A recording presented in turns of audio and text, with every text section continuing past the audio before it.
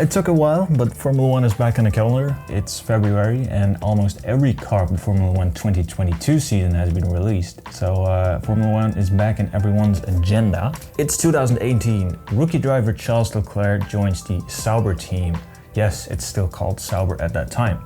Actually, Sauber in that era wasn't really a great team at all. Sauber was really at the back of the grid almost every single race, but this marks the first year of their rise of Sauber, which later would become Alfa Romeo. And you can already see that transition phase in this exact car, because this is the first year they switched the livery to a predominant white and Bordeauxish red color.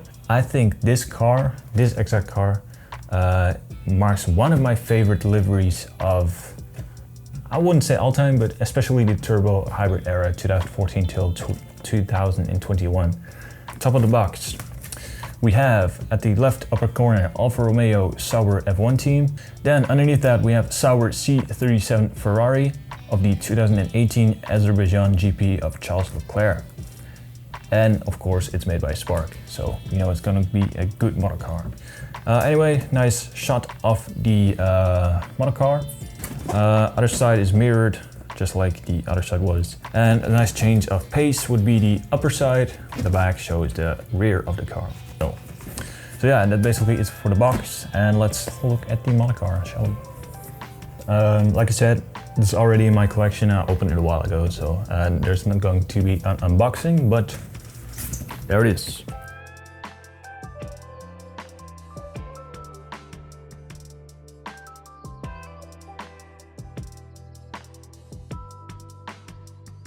This is the Sauber C37 Ferrari. This is actually the rookie year of Charles Leclerc. And I think Sauber is a really interesting team to start with because it already has roots with Ferrari. And if you already joined the Ferrari Academy, this is a pretty good way to start your career, I'd say. I must say, whenever I read online, I see that the number one reason people don't like Spark models as much would be that the front wing would sit really high above the ground. And I must say, with this model, I understand that. But I must say, with the recent cars they bring out, front wing is much, much lower than this one. If we look at the front wing, we can see that the small flaps all have slots in them.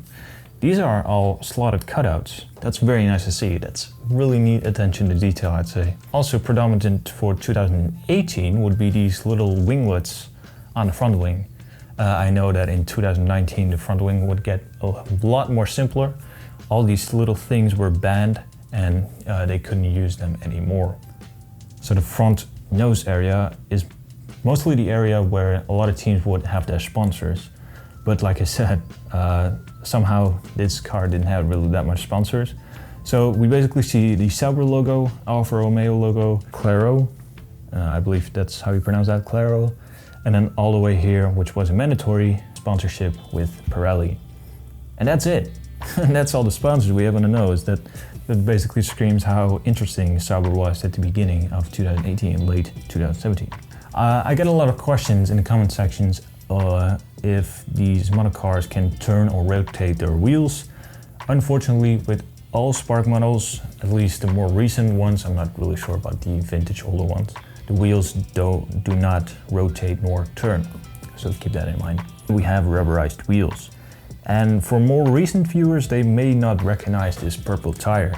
This was the Hypersoft tire, and 2018 had a really humongous list of tires the drivers could choose from. But yeah, we had a lot more options back in 2018. And thank God they removed all those options and made it a lot more simpler for the viewers and the drivers as well. This marked the first year, by the way, of the Halo. And what would be really interesting is that for Charles, the halo of this car might have saved his life, because in 2018 there was a humongous crash in Spa-Francorchamps where Fernando Alonso basically almost tagged his head if the halo wasn't there. But the halo proved its function, and thank God it did, because Charles might not be here anymore. So, by the way, what's interesting about this whole area is these wings on the monocoque, which are really interesting to see. I've never seen that design anywhere else. Looking at the top from the livery, We see these beautiful, I don't think it's black, I think it's a very dark blue, 2 dark blue stripes running along the car. Yeah, then we go to the driver figurine, and I think Charles Leclerc had pretty similar helmets throughout the years. Driver figurine looks pretty good in there, I'd say. Black helmet really popped in this car. One thing I really like about the Sauber is the philosophy of their intakes. And if we'll take a closer look at the intake underneath the T-cam, we can see this very weird shape, which is one of the most unique intakes I've seen. You can also see this with the side pods, with very, very small side pods we have going on here. Then we'll come to one of the most interesting things of the car, which would be the metallic red color. And I don't know if the video picked this up quite as well, but in real life, this thing shines like crazy. I think it's some sort of cherryish red metallic paint, and you can really see the metal flakes in there. And man, this thing reflects like crazy. I really like that. I'll take you to the side of the rear wing. We have all these slots right here, yeah? And they're all cutouts. And with the newer cars, we don't get that. We just get the lines, but they aren't physically cut out. But these are, and you can actually see through them, which is really nice. Also cool to note at the back of the car is this very cool low to the ground diffuser. And we don't see that really much with 2022 or 2021 cars. So I'm not really sure if that's a change in philosophy or in the rule book. Like always, Spark comes on a nice little plaque, and this plaque basically reads Sauber C37-Ferrari 2018 Azerbaijan GP, number 16 Charles Leclerc. That's basically it for this little monocar.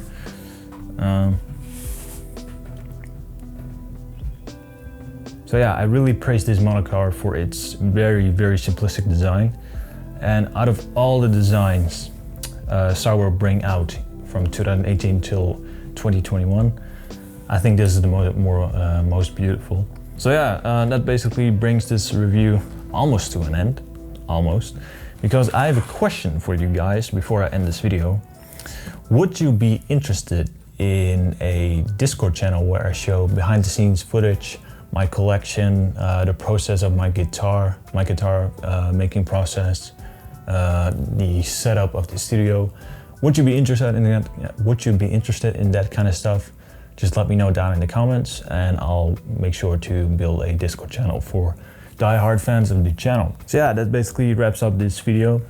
I must say this monocar wasn't new, was in my collection already, so it's a little bit more fast-paced. But next time I'm going to review a new monocar, which actually in collaboration with a company in Germany, which I'm looking very forward to. So yeah, thank you very much for watching, and hope to see you guys in the near future as well. So yeah, thank you all for watching this video, and hope to see you in the near future as well. If you don't want to miss out on anything, please hit that subscribe button so you'll be notified whenever I upload something. So thank you very much, and hope to see you next time as well.